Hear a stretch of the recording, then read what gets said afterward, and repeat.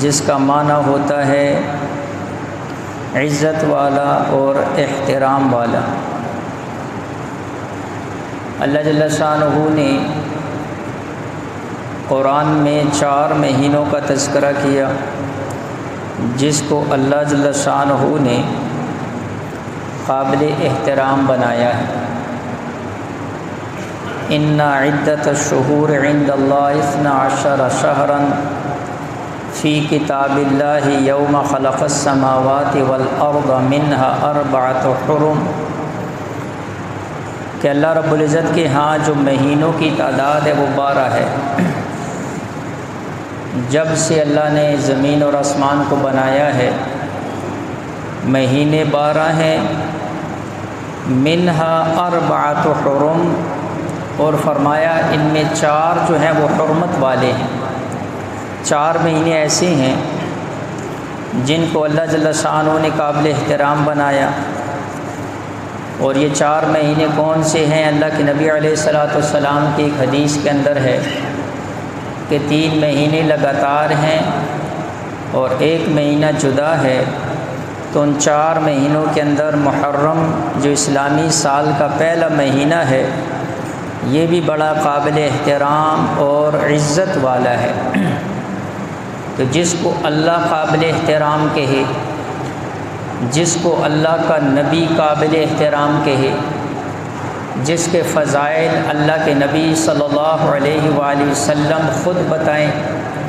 جس کے بارے میں اللہ کے نبی علیہ الصلوۃ والسلام نے فرمایا کہ بڑے بڑے واقعات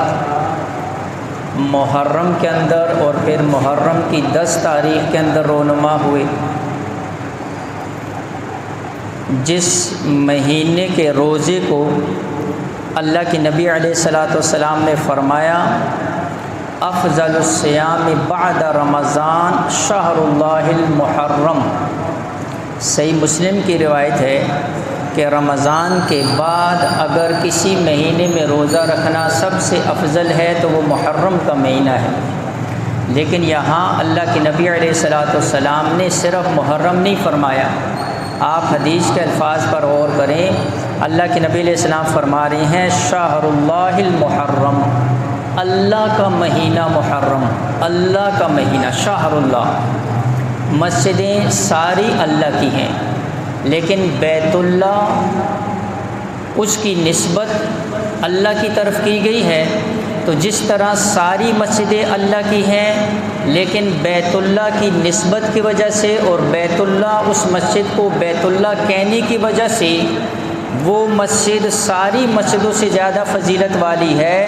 ایسے ہی سارے مہینے اللہ کے ہیں لیکن محرم کے مہینے کی نسبت اللہ کی طرف کر دی گئی، اس وجہ سے محرم کی فضیلت بھی زیادہ ہو گئی۔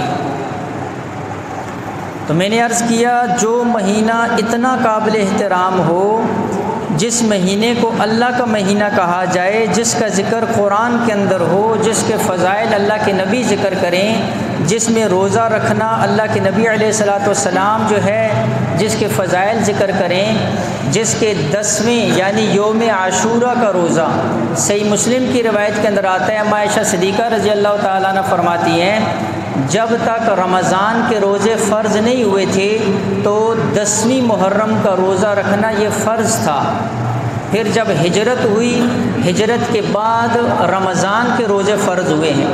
لہٰذا ہجرت کے پہلے تک 10ویں محرم کا روزہ یہ فرض تھا، اس کے بعد 10ویں محرم کا روزہ یہ سنت ہے، جو رکھے تب بھی نہ رکھے تب بھی، رکھے گا تو ثواب ہوگا، اور ثواب کتنا ہوگا؟ اللہ کے نبی علیہ الصلوۃ والسلام نے فرمایا ایک حدیث کے اندر جو حضرت ابو قتادہ رضی اللہ تعالیٰ عنہ راوی ہیں، سئل عن صوم یوم عاشورہ، جب حضور سے پوچھا گیا کہ یوم عاشورہ کا روزہ کیا فضیلت رکھتا ہے، اللہ کے نبی علیہ الصلوۃ والسلام نے فرمایا یکفر السنۃ الماضیہ، اللہ پچھلے 1 سال کے گناہوں کو معاف فرما دے گا جو 10 محرم کا روزہ رکھے گا۔ جس کے روزے کی فضیلت اللہ کے نبی علیہ السلام ذکر کریں، صحیح مسلم کی دوسری روایت کے اندر آتا ہے اللہ کے نبی علیہ الصلوۃ والسلام نے فرمایا صیام یوم عاشوراء احتسب علی اللہ ان یکفر السنۃ التی قبلہ، کہ جو 10ویں محرم کا روزہ ہے میں اللہ کی ذات سے یہ امید رکھتا ہوں کہ اللہ اس روزے کی برکت سے پچھلے 1 سال کے گناہوں کو معاف فرما دے گا۔